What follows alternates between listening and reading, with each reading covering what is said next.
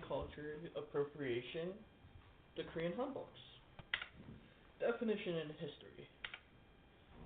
My own definition of what I think cultural appropriation is, it's when a more dominant group of a different ethnic background comes and essentially, quote unquote, takes or adopts a certain essence of another culture that is less more dominant than the opposing group, their culture, and proceeds,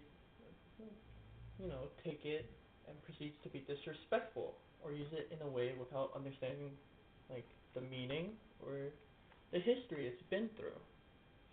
An example of that would be the Korean hanbok, which is what the topic is about.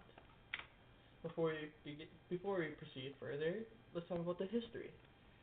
The Korean hanbok, a clothing usually worn only by royalty, but then later allowed ordinary Korean citizens to adopt this clothing, is, a cultural significant part in Korean history, as the Korean hanbok was usually only allowed for royalty or higher ups in the hierarchy to wear.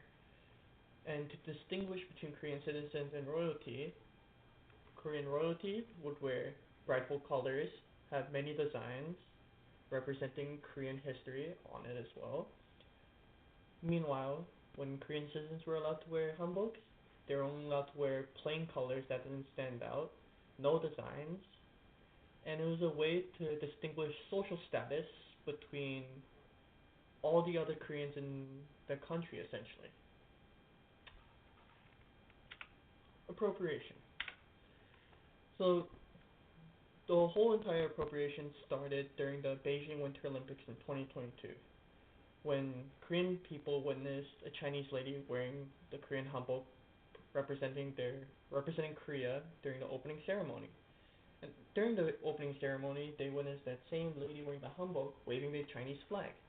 Seeing this, it outraged Koreans, as it may have seemed for Koreans that China was trying to steal or take the Korean hanbok culture and claim it as their own.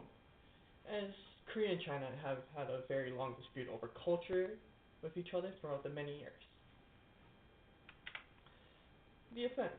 After viewing the scene at the Beijing Olympics, many Koreans, young and old, were obviously outraged.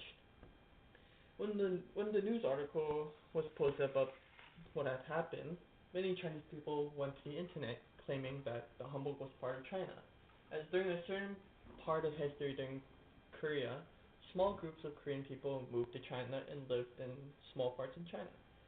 Thus, the Chinese people claiming that since the Korean people lived in China and wore hanboks there, the hanboks were part of Chinese history.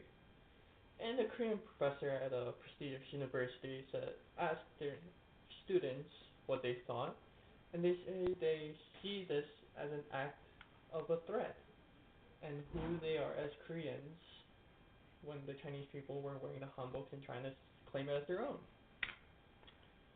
Now, other than news articles, there weren't many reactions from Instagram or TikTok, but going on Reddit, there was a post, and there were many mixed replies, but a majority of them being negative, saying that, like, oh, the Chinese people can't claim Korean culture just because, as recalled, a small group of Koreans lived in China. But some people defended the idea of, or like, didn't have a reason to say, or was on any other side, they were neutral, claiming that, like, oh, it's not cultural appropriation and all that. But the majority was negative, claiming that it was cultural appropriation and that China was trying to take a significant part of Korean culture and claim it as their own. For my own opinion, I haven't really given any thought or voiced my opinion when something from my culture is shown or represented by someone that does not have Korean background. However, after seeing the incident and further reading into different articles and what happened at the Beijing Olympics, seeing what, like, many Chinese people or, like, politicians in China have said about the Korean hanbok being part of Chinese culture, it kind of made me feel very conflicted. Maybe just think that restating that just because some Koreans lived in China and wear hanboks does not mean that it can be claimed by that country. It's like saying, like, a different ethnic culture coming to Canada, and Canada stealing that culture and claiming it as their own because that small group of ethnic background people live there. But yeah, it just made me feel very conflicted and didn't really know what to say about it, just other than feeling angry. Same with my parents. They didn't agree with what China had said.